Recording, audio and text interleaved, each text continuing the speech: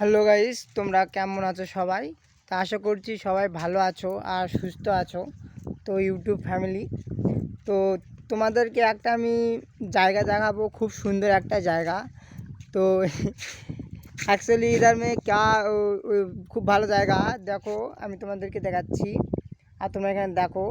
এখানকার পরিবেশ খুব একটা অনেক সুন্দর, মানে একদম শান্ত নিরিবিলি একটা জায়গা যেখানে আমি এসেছি।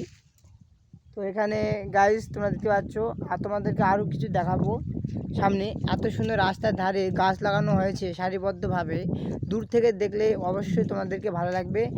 আর এটা হচ্ছে কোন জায়গা তোমাদেরকে আমি বলবো।